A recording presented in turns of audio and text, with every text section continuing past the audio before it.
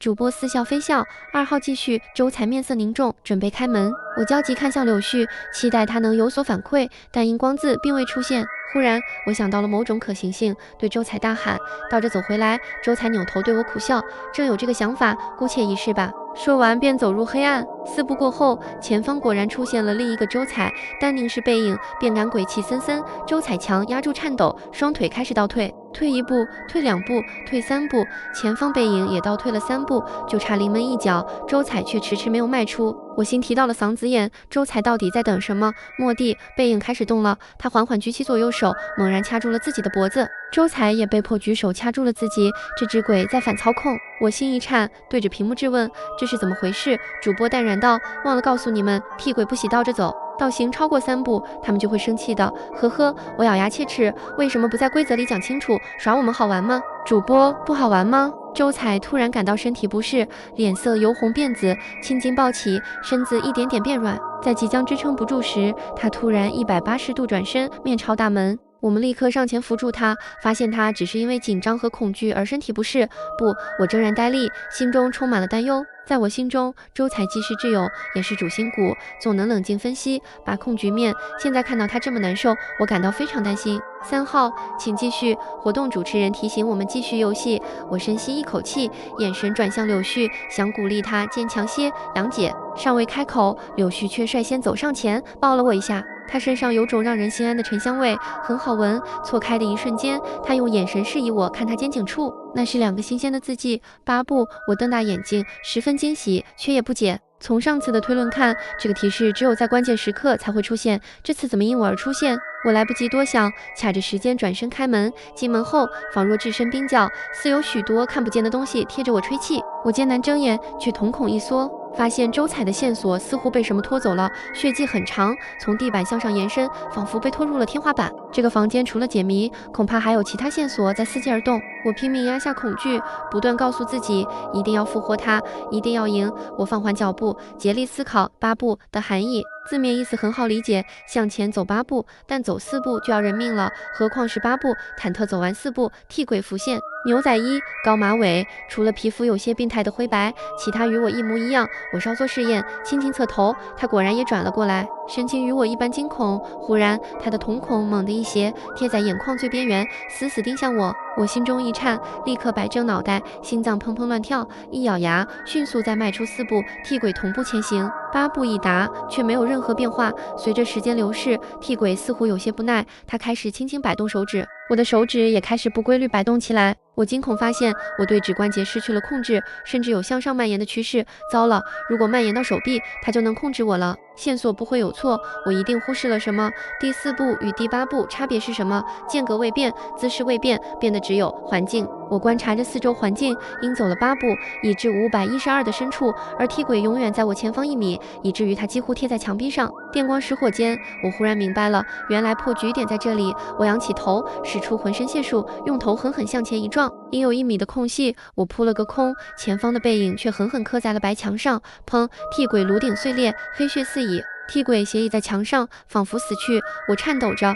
试着后退了1步，见替鬼毫无反应，我立刻扭头冲出大门，劫后余生的喜悦充盈胸膛。我一把抱住了柳絮。主播，恭喜3号通关，4号请准备。我怔住了，不是合作模式吗？我已经赢了，何必让柳絮进去？主播懒懒道，这么有趣的游戏，每个玩家都应该体验，不然太遗憾了。柳絮轻轻摇头，杨姐，没事的，走个过场罢了。他打开门，上前8步，如法炮制，击败替鬼于墙上。我松了一口气，看来主播没有搞事情。但柳絮没有立刻出来，反而上前拨弄了一下替鬼的躯体，也许是错觉，主播似乎笑了一声。我有些讶然，他在做什么？柳絮出来后解释道，我是想看看这些替鬼是不是被囚禁于此的其他玩家，可惜只是一具行尸走肉罢了。没等我追问，主播淡淡宣布了结果，恭喜几位通过第2系，替鬼合作模式下可全体复活。光晕散落，周采语言轩轩跌坐在地，身躯不住的颤抖。看到周采复活，我十分振奋，敬玄的心落地。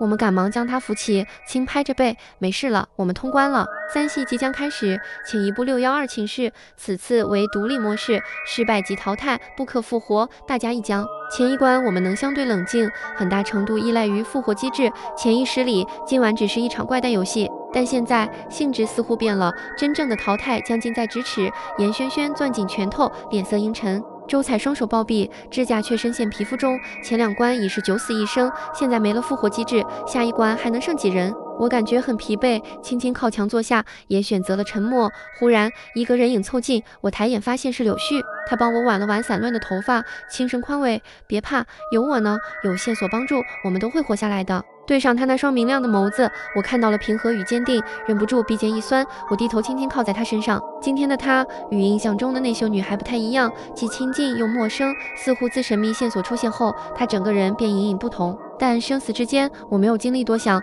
我知道他不会害我，这就够了。我们踟蹰着，最终还是走到了612门前，正要进入，主播却语气玩味：“等等。”第3游前有个游戏彩蛋需要观看，是一些很有趣的东西哦。镜头中出现了一只修长而灰白的手，它轻轻挥动，指尖出现4条游动的银色丝线，像4只拼命逃生的蝌蚪，却翻不出恶鬼之手。这是我斩下的4段记忆丝线，分别属于你们4位。按照游戏规则，玩家彼此间的记忆在进入游戏前就会被斩去，在游戏中期再还给你们。你们一直没发现记忆有异常吗？呵呵，我们彼此间的记忆，大家纷纷呆立，细细思索下，我悚然发现，我对3个室友竟只有一个模糊印象。柳絮与周采是我的好友，一个是寡言的内秀女孩，一个是谦和的理性学霸。严轩轩则刁蛮自私，与我们仨关系不佳，仅此而已。除了身份与性格，我什么都想不起来了。之前没机会细细回忆，此刻挑明后都神色迷茫，不知所措。我颤声问道：“为什么要这么做？”主播笑了笑：“这可是新手福利，纠葛太深的玩家容易内耗，无心游戏，白白死在新手局。这种不尊重游戏的渣子太无聊了，斩去记忆是希望你们前期专注一点，但现在新手期已过，呵呵，自然要找点乐子了。”纠葛太深，我心中一突，有种不好的预感。先给你们看些记忆小彩蛋吧。鬼手打了个响指，4团丝线一颤，直播画面缓缓晕染。柳絮被按压在厕所水池中，眼神麻木，头发散乱，施暴者戏谑大笑。为首者正是不可一世的严轩轩。一个高马尾女孩停下脚步，眉头一拧，举起手机录像，随即又拖来一把椅子，扛起就往霸凌者脚边砸去。双方一触即发，大打出手。女孩虽满身狼狈，仍咧嘴一笑，对柳絮伸出了一只手。柳絮沉默良久，也递出手，轻轻握上。我盯着画面，内心翻涌，这个女孩不正是我吗？画面又一闪，图书馆，周采正耐心讲解功课，我昏昏欲睡，柳絮专注听讲，周采无奈苦笑，敲了一下我的脑门。柳絮看着我的窘相，捂嘴偷笑，他的眼神不再暗淡，开朗着，盛放着，仿佛一切都在变好。我揪住周采衣领，一巴掌打掉了他的眼镜，镜片磕在地上，裂痕弥漫。我歇斯底里地质问：“你为什么要害他？”周采却一言不发。高楼窗边，柳絮立于其上，满身破败，他手中拿着一个黑色物件，平静说着什么。房内是几个上身齐整、下身赤裸的男人，他们目光正由戏谑变得惊恐。下一刻，柳絮一跃而下，眼中是无比的坚定。好了，彩蛋结束。主播仿佛在忍住兴奋和笑意，宣布通过第3关的玩家将获得额外的线索，模糊的紧张感在胸口升腾。如果这些线索是真的，那简单来说，我们团队曾经一起解决了柳絮的一个问题，但又出现了什么变故，导致我们面临了更大的挑战。想到那些困难，我不寒而栗。我定定地看向柳絮，但他也一脸迷茫，对我轻轻摇头。还有，我为什么会对周采那样？难道他与柳絮的问题有直接关系？最后2个线索让人联想到误解与冲突，我脑子混沌，难以接受。恶鬼谈笑间，我们的关系隐隐有了裂痕。周采双手紧攥，又惊又怒，这都是什么？杨洋、小旭，你们不觉得奇怪吗？如果小旭真的遇到了问题，就算没解决也会有所表现，怎么可能是现在这样？我心中稍安。是啊，柳絮现在看起来正常，怎么也不像遇到了问题。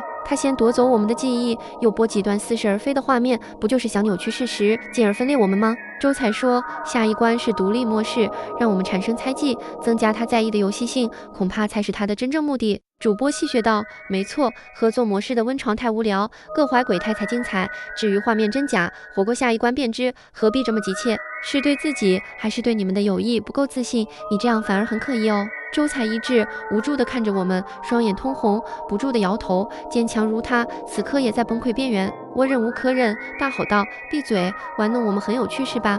你在挑拨是非，信不信我直接弃权，死便死了？但你也别玩了。主播沉默了，没再说话。可只有我自己知道，色厉之下，有些内刃，诗一本就让人恍惚。加上这几幕残酷的画面，杂念更是纷至沓来。我看着周采，看着这个我无比信任的人，莫名有点害怕，害怕有无法接受的沉重。我按下杂念，轻声道：周采，振作点，通过第3关，一切就真相大白了。612是典型的女生宿舍，装扮温馨，各种生活用品齐全。在我们迈入大门后，主播简短道：获胜规则，在612内找到隐藏的出口。第3戏开始。我们紧张地环顾四周，却未见异常。倒是站位有些微妙，严轩轩刻意与我们3人保持较远距离，眼神中忌惮与阴恻混杂，而我们3人之间似乎多了一层东西，以至于周采离我与柳絮总隔着一步。我轻叹一声，直奔主题。这次规则是在612内找到隐藏的出口，信息很少，但地点是明确的。我估计出界会判定失败，所以不论遇到什么，我们绝不能出门。周采沉默半晌，也开口道：这次是时间生存赛，线索名字也未公布，这与第1关很像。如果是第1关的风格，危险可能来自外部，那锁上门窗也是有必要的。我赞同道：好，我去锁窗，你俩去找612的钥匙。至于严轩轩，我不打算与他有任何交集，但他如果憋什么坏，我一定会让他付出代价。还未走到窗边，砰！原本虚掩的窗户猛然崩开，所有人一惊，以为有难题突然出现，等待众人的却是一股冰凉的穿堂风。我松了一口气，原来是风。正麻利地锁着窗，忽然听到一阵乒乒乓乓的声音，一转身，是小半瓶放在过道旁的可乐倒了，可乐汁流了一地。我颤声问他是自己倒的吗？周采不太确定，我们没碰他，会不会是风吹的？柳絮摇头，杨姐先关的窗，可乐瓶在。话音未落，咔，那瓶可乐罐在众目睽睽下扭曲塌陷，似被什么重物压住了。突兀的，又是一个厚重的声音响起，哒，可乐四溅，地上凭空出现了一个巨大的脚印，因为沾染了可乐，脚印清晰可见，目测接近50码。我现在才意识到，刚刚开窗的不是风，而是鬼，有鬼从窗户爬了进来。我手心冒汗，焦急提醒，鬼已经进来了，大家注意脚印，它是隐形的。众人慌了神，严轩轩更是大声尖叫，哒哒，鬼脚印又迈出2步，径直朝着严轩轩的方向走去。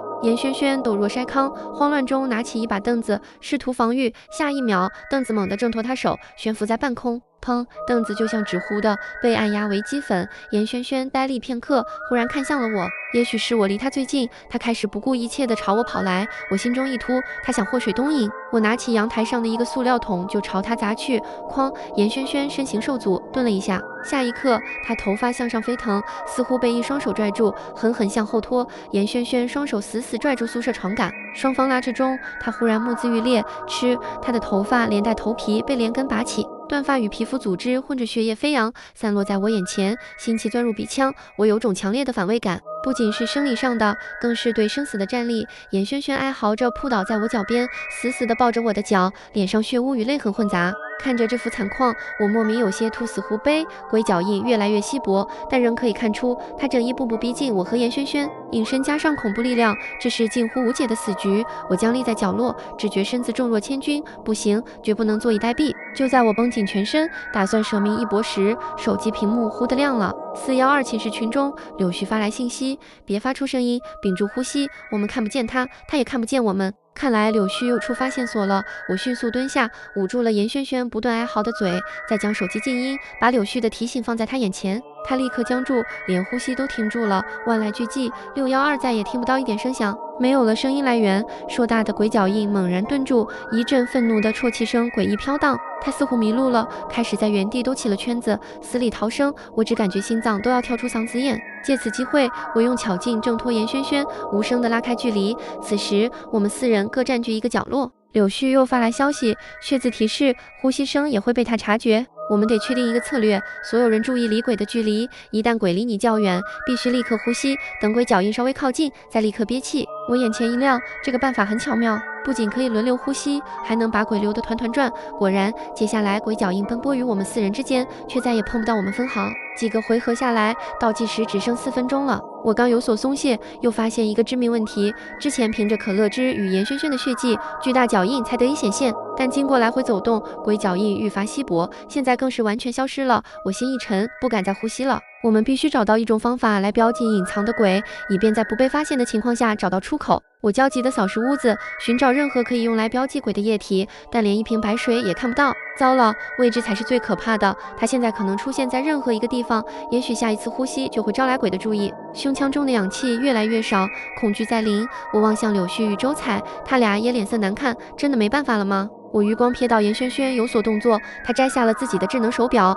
手指拼命在上面点着什么。严轩轩在干什么？难道他有办法？他忽然抬头看向了我，嘴角诡异的上扬，我顿时有种不祥的预感。唰，一道抛物线划过，严轩轩将自己的手表抛向了我，我瞳孔一缩，尽管不想接，但又不得不接住，万一砸在脚边，引发的动静可能会让我万劫不复。我刚握住这块表，叮叮叮，手表的计时铃响了，尖锐的音浪撕碎了寂静，我立刻按灭了铃声，惊怒交加，想把表扔回去，却发现严轩轩趁着铃响，先一步冲进了厕所。更可怕的是，下一秒铃声又开始尖叫，按灭一个又来一个。他设置了好几个间隔1秒的计时铃。与此同时，寝室群内弹出了一则消息：这也是为你们好，总得有人牺牲。等鬼杀了白羊，既拖延了时间，还会染上他的血，这样又能辨别鬼的位置了，两全其美。在第2次铃响后，我便立刻将表丢向梅。